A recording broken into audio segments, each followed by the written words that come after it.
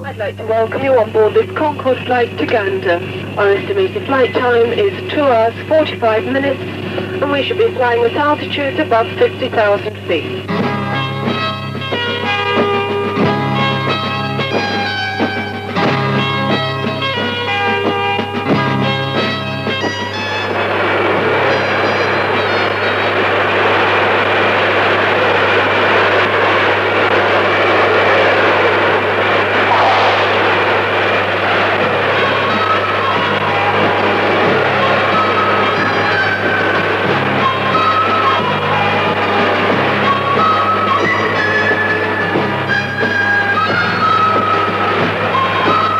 Concorde, a sight and sound to stir a variety of emotions. But however we feel about this sleek, shining newcomer to our skies, it is without doubt the most beautiful aircraft ever to evolve from the mind of man.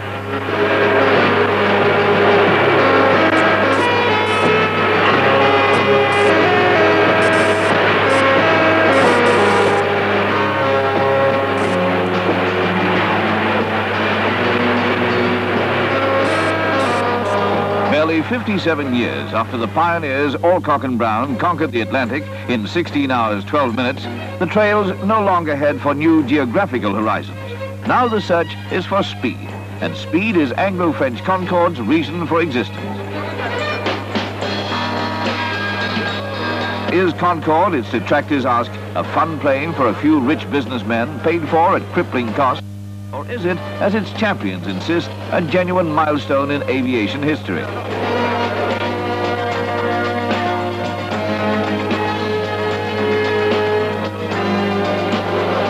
On a proving flight to Gander in Newfoundland, a selected few prepare for their first experience of TSS, twice the speed of sound.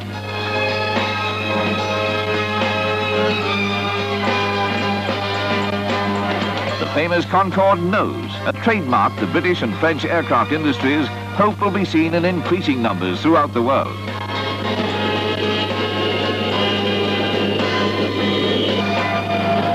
Leaving London's Heathrow at breakfast time, the passengers returned in time for lunch.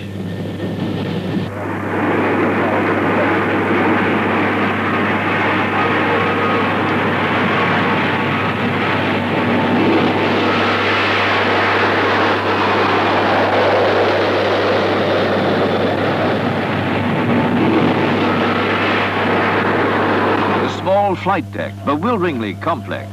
But Concorde herself, stretching her wings, is like a beautiful swan.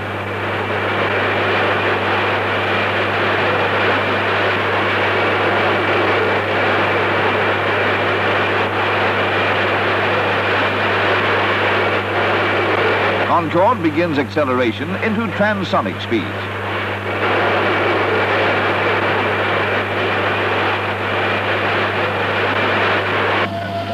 Approaching the speed of sound, Mach 1. I should like to draw your Paradoxically, one of Concorde's main problems is the very speed for which it was built. Sonic boom, sound pollution, and from the high altitude flying associated with supersonic flight, ozone contamination and radiation dangers. But these fears have proved to be exaggerated. Excess sound, however, is still Concorde's big obstacle to a regular Atlantic service. Over the sea, no problem.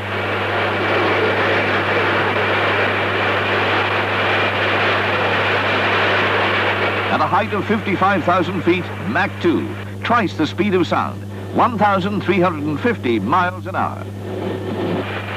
The 4 Rolls-Royce turbojets are designed to cruise at this truly fantastic speed. Just under 200 miles from Gander, descent begins. That's correct, Victor Juliet. Contact 121.25.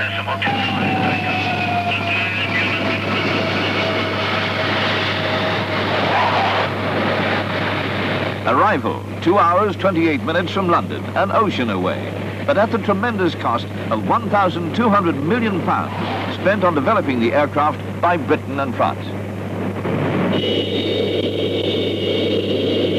As Concorde brings the world into the supersonic age, the choice for the traveling businessman will be simple. A slower but less costly trip by jumbo jet, or Concorde, more expensive to fly in, but with the journey over in half the time. Even checking in at the airport, passengers will get the high-speed treatment.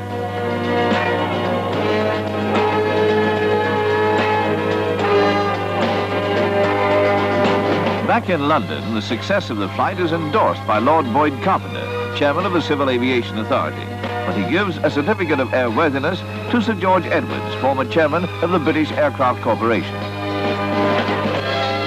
Now, 14 years after becoming the start of an idea, Concorde goes into service with British Airways.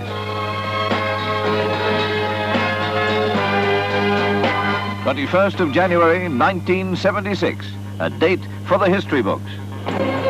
As Concorde prepares for takeoff, its opposite number in Paris gets ready for Air France's inaugural flight to Brazil, times coinciding to the second.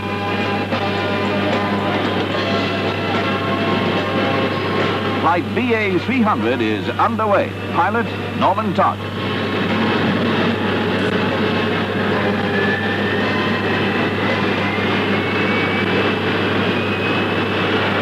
It is to be a flight of triumph. 3,515 miles in 3 hours, 38 minutes. Concorde takes Britain and the world into the supersonic age.